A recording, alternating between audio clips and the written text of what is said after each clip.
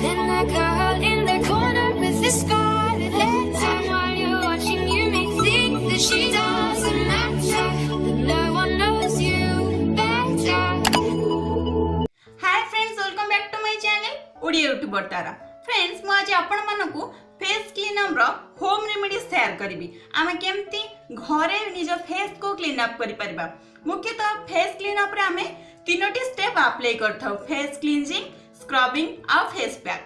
आमे भी घरे नेचुरल वे रे फेस को बहुत भल रे क्लीन करि परिबा आ ता सहित स्क्रब भी करि परिबा। स्क्रब करबा द्वारा हम स्किन ने थिबा समस्त डेड स्किन सेल भी आमे बाहर करि परिबा आ बहुत भल पैक भी आज आपण मानकू मु शेयर करिवि। तो फ्रेंड्स, एही फेस क्लीनअप रो मुख्य इंग्रेडिएंट्स होची कॉर्नफ्लोर। कॉर्नफ्लोर जोडे कि आमे मुख्यतः खाइबारे व्यवहार करिथो। आम रोसई घर तो ए जिनसटी सब बेले अवेलेबल थाए। या पूर्व मु कॉर्नफ्लोर ऊपर गोटे फेस ब्लीच शेयर करी जोटा कि आपण मानकू भी बहुत भल लगी आ मु भी जेहेतु पर्सनाली यूज कली सेटा भी बहुत भल दिला। तो चलतु से कॉर्नफ्लोर टी आम स्किन पे केते दूर भल से सब विषय आपण मानकू जणेबी आ ता सहित केमती आपण step by step face clean up करि परिबे से विषय भी जणेबी। तो चलतु केमती कोन मु फेस क्लीन अप करूची से सब विषय जानिबा।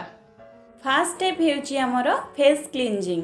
फेस क्लींजिंग पाई मु एठारे नेची बायोटिक रो फेस क्लींजर। मु आपण मानकू ए क्लींजर टीर रिव्यू भी देखैतिली। जदि आपण माने देखि नांदी तेबे मु डिस्क्रिप्शन बॉक्स रे लिंक शेयर कर देबी, आपण माने चेक कर देबे। ए क्लींजर माध्यम रे मु फेस को बहुत भल रे क्लीन करबी। आपण जे कोनसी प्रकार फेस वॉश की फेस क्लींजर यूज करूथिबे ता माध्यम रे आपण भल रे फेस टी को क्लीन करि देबे। आ गोटे कथा मु आपण मानकू एठारे कहबी, आपणकर जदि पिंपल स्किन तेबे आपण चेष्टा करंतु जेमिथि हेले भी फेस वॉश यूज करिवे, फेस क्लींजर यूज करिवे, केबे भी हेले फेस रे साबुन यूज करिवे नहीं। एई टाइप रो फेस को टिके भलरे मसाज देकी फेस टी को भलरे क्लीन करि देबे। फेस टी एबे भलरे क्लीन हे जेची। एबे फेस टी को धोई की जिबा हमें सेकंड स्टेप को। सेकंड स्टेप हेउची हमर स्क्रब। स्क्रबिंग करिबा पई मु एठारे नेची गोटे चमच कॉर्नफ्लोर जोटा कि हेउची हमर मेन इंग्रेडिएंट्स। तापरे मु एठारे नेची गोटे स्पून चाउल गुंड, तापरे नेली गोटे स्पून दही, तापरे मु एठारे ऐड करूची गुड वाइब्स रो हावन मैंगो जेल। आपन पाखरे जदि मैंगो जेल अवेलेबल तेबे आपण half teaspoon mango gel नेबे, नचेत आपण पाखरे जदि एलोवेरा अवेलेबल थिबो तेबे aloe vera gel half teaspoon नेबे। जदि आपण पाखरे किछि भी नथिबो तेबे आपण स्किप भी मध्य करि परिबे।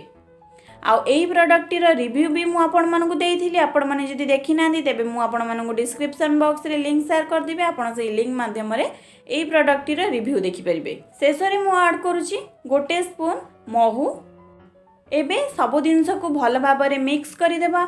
या परे आपनकर मिक्सर टी जदि ठीक रे मिक्स न हुए तेबे आपण टिके पानी देकी भल रे एटा को मिक्स करि देबे। एबे आम स्क्रब टी रेडी हो जाइए। चलतु ये स्क्रब टी निज फेस रे अप्लाई करिबा।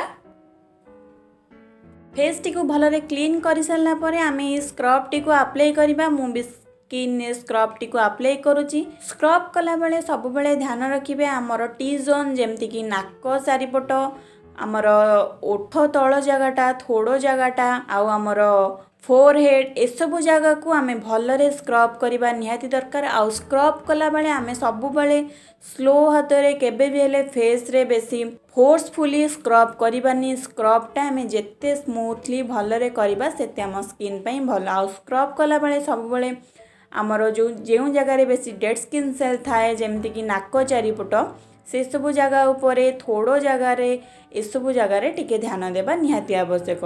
फ्रेंड्स, एथिरे मु बेसिकली मिसेइची चाउल आउ कॉर्नफ्लोर। चाउल आम स्किन ने गोटे एक्सफोलिएट परी काम करे। स्किन ने थिबा समस्त डेड स्किन सेल को बाहर करिबारे हेल्प करे। आ ता सहित कॉर्नफ्लोर जोटा कि होची हमर मेन इंग्रेडिएंट्स। सेथिरे तो हमर एमितिरे ब्लीचिंग प्रॉपर्टीज थाए आ ता सहित क्लीनिंग प्रॉपर्टीज मध्य थाए जहा कि हम फेस को बहुत भलरे क्लीन करे। फेस रे गोटे नेचुरल ग्लो प्रोवाइड करे। फेस रे हमर ऑयल अंश को कम करिबारे हेल्प करे। आ हम फेस रे जदि बहुत सारा डॉट इम्प्यूरिटीज थाए से गुडी को मध्य कम करिबारे कॉर्नफ्लोर हेल्प करे। आ ता सहित एथिरे आमे मिसेइचे जेल। आपण जेकोनोसी प्रकार जेल एथिरे आपण मिसेई परिबे। जेल टी आम स्किन को मॉइस्चराइज करिबारे, आम स्किन को ग्लोइंग करिबारे बहुत भलरे हेल्प करे।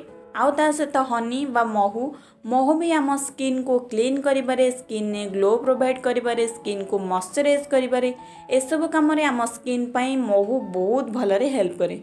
फ्रेंड्स एई टाइप रो धीरे धीरे आपण स्किन को 5 रु 7-8 मिनिट पर्यंत स्किन को भलरे धीरे धीरे अपर डायरेक्शन रे मसाज देबे।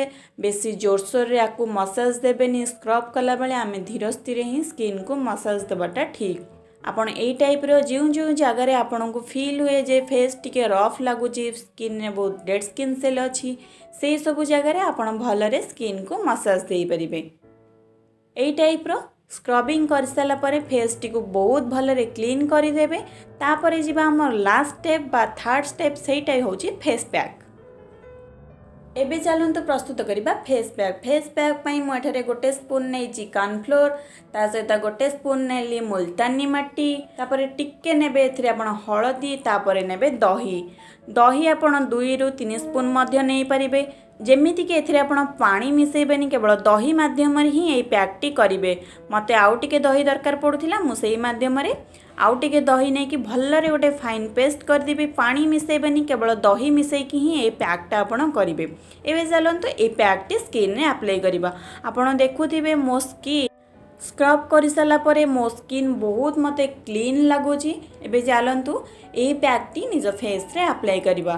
फ्रेंड्स एई पैक टी आम स्किन पई बहुत मात्रा रे भलो। आ स्क्रब कर सारा परे निश्चित रूपे आपण फेस पैक स्किन रे अप्लाई करंतु, कारण फेस पैक अप्लाई करिबा आम स्किन पई निहाती आवश्यक।